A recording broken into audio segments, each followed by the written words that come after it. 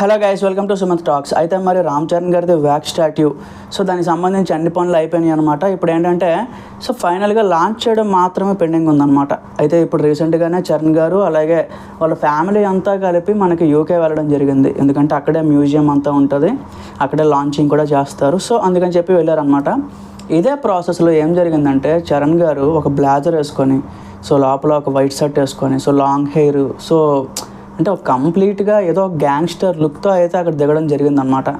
అంటే జనరల్గానే మామూలుగా ఒక ఆఫ్లైన్ లుక్ ఎక్కడైనా సరే చరణ్ గారు కనిపిస్తే ఒక ట్రెండింగ్ అయితే క్రియేట్ చేస్తారు. ఆ రోజంతా ఏదో ఒకలాగా సోషల్ మీడియా సెన్సేషన్ అవ్వడం అవుతూ ఉంటుంది అనమాట. ఈసారి ఏంటంటే యూకే వెళ్ళినప్పుడు అక్కడ ఉండే కొంతమంది అభిమానులు, సో తెలుగు వాళ్ళు ఉంటారు, అలాగే ఫారినర్స్ కూడా ఉంటారనమాట. సో వీళ్ళిద్దరూ కలిపి అయితే మనకి అక్కడ ఒక గ్రూప్ లాగా ఫామ్ చేసి చరణ్ గారి కోసం అయితే వెయిట్ చేయడం జరిగింది. చరణ్ గారు రాగానే సో ఇంకా కారు మీద పడిపోయి ఇంకా అల్లకల్లను సృష్టించారనమాట. సో ఎక్కడైతే మన తెలుగు రాష్ట్రాల్లో జరుగుతూ ఉంటుంది చూడండి, సో సేమ్ అక్కడైతే రిపీట్ అయింది సేమ్ సీను. ఇలాంటిది మరి ఒక వ్యాక్స్ స్టాట్యూ పెడుతున్నారు అంటే గ్లోబల్ లెవెల్లో ఈ మాత్రం రేంజ్ అయినా ఉండాలి, అప్పుడే పెడతారు అని ఇంకోసారి ప్రూవ్ అయిందనమాట. అంటే రీసెంట్గా మనకి మహేష్ బాబు గారిది కానీ, అల్లు అర్జున్ గారిది, ప్రభాస్ గారిది, షారుఖ్ ఖాన్, సో ఇట్లా కొంతమంది ఇండియన్ సెలబ్రిటీస్ ఉన్నారు.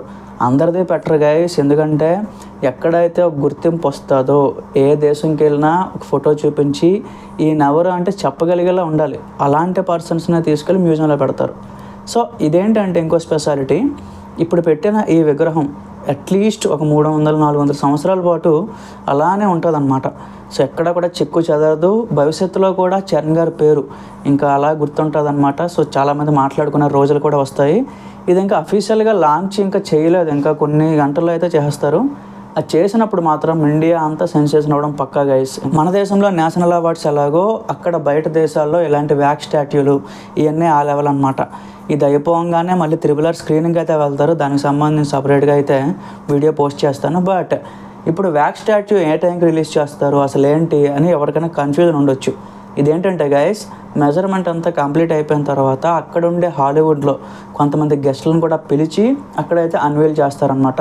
సో వాళ్ళకి ఒక బ్రాండింగ్ పార్ట్నర్స్ ఎంత ఉంటారు కదా, సో అన్నీ ఫిక్స్ అయిపోయినాక మనకైతే అనౌన్స్మెంట్ కూడా వచ్చి రివీల్ చేస్తారనమాట.